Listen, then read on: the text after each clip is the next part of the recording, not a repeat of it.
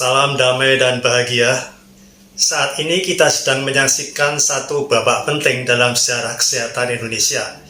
Sebuah pergeseran besar sedang terjadi, bukannya dalam layanan kesehatan, tapi dalam konstelasi kekuasaan, dalam pengaturan wewenang antar profesi dan negara, antara organisasi profesi seperti IDI dan otoritas negara seperti Kementerian Kesehatan. Dan semua ini telah diformalkan lewat Undang-Undang Kesehatan Nomor 17 Tahun 2023. Dahulu pengaturan tenaga kesehatan, khususnya profesi dokter, berada dalam satu ekosistem yang tertutup. IDI atau Ikatan Dokter Indonesia sebagai organisasi induk, Kolegium sebagai lembaga pendidikan dan standar kompetensi, dan Konsil Kedokteran Indonesia atau KKI sebagai badan regulasi etik dan registrasi.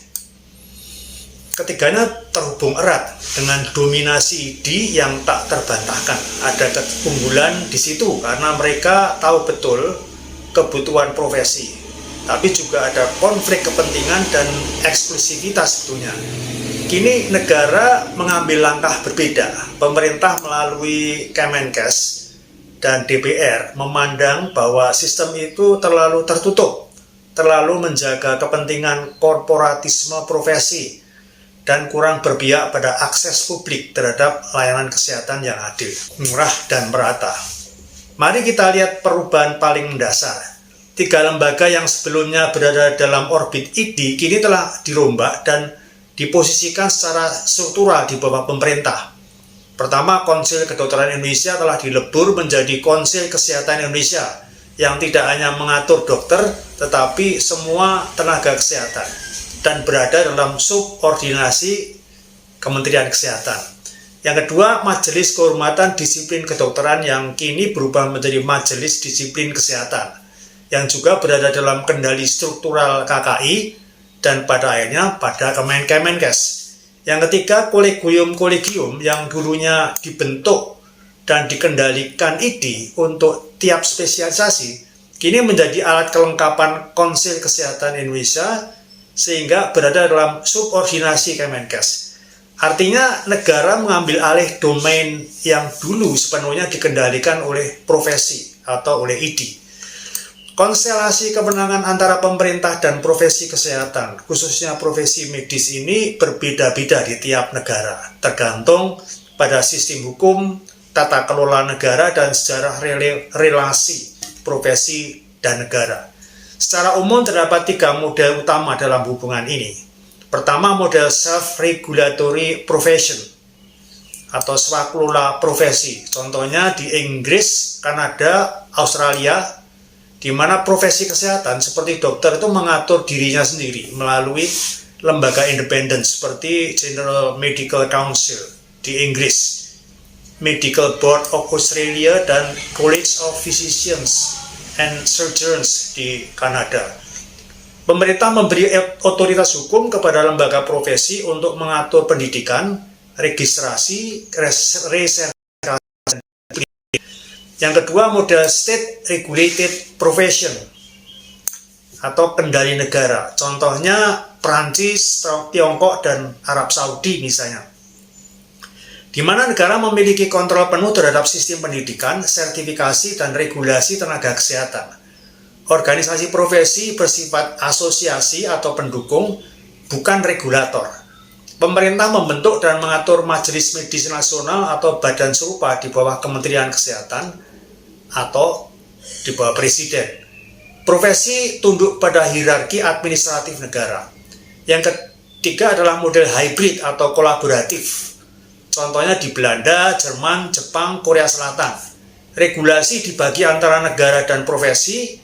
Negara mengatur kebijakan umum, lisensi awal, dan distribusi tenaga.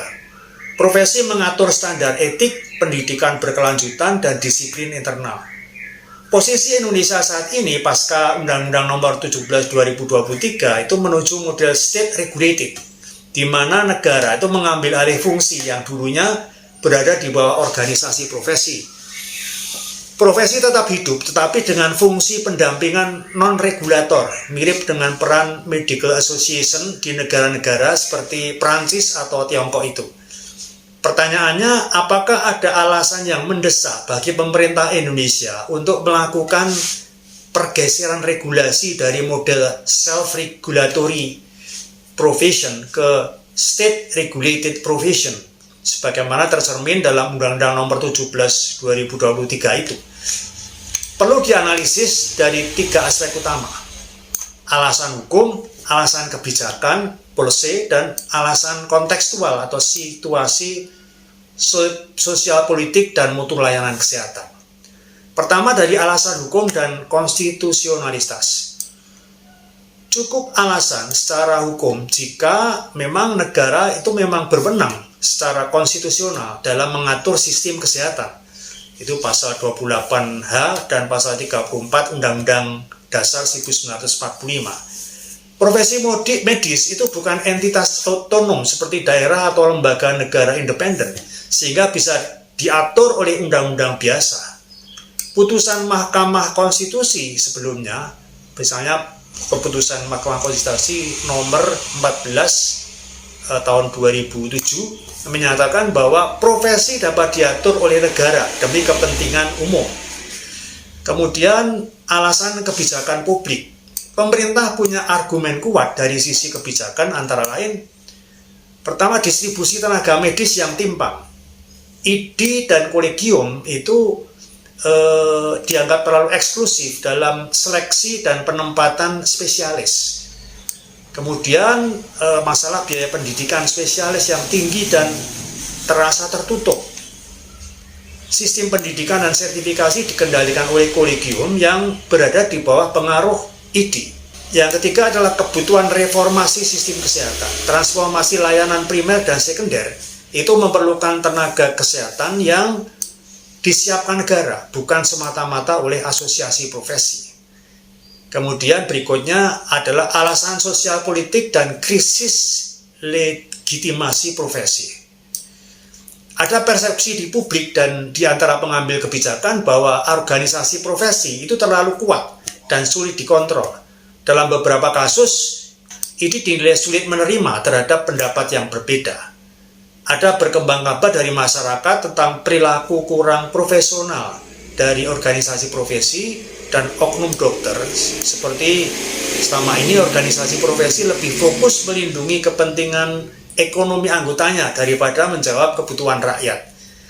Bahwa feodalisme, hierarki senioritas, dan konflik kepentingan pendidikan itu telah menghambat transformasi layanan kesehatan.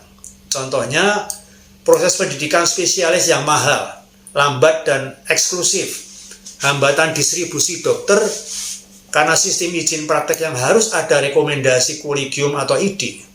Dengan kontrol negara, semua itu ingin dibuka, dipermudah, dan diawasi secara akuntabel. Pemerintah memanfaatkan momen ini untuk menata ulang relasi negara profesi agar lebih demokratis dan akuntabel. Salah satu manfaatnya adalah surat tanda registrasi seumur hidup bagi tenaga kesehatan dan kemudian pengurusan SIP, surat izin praktek, itu akan mengurangi birokrasi. Dengan kontrol negara, program bisa dijalankan langsung tanpa harus melewati birokrasi profesi. Dalam pendidikan, perubahan ini membawa terobosan. Pendidikan spesialis kini didasarkan pada rumah sakit pendidikan yang ditetapkan negara, bukan lagi dikendalikan sepenuhnya oleh ID atau kolegium.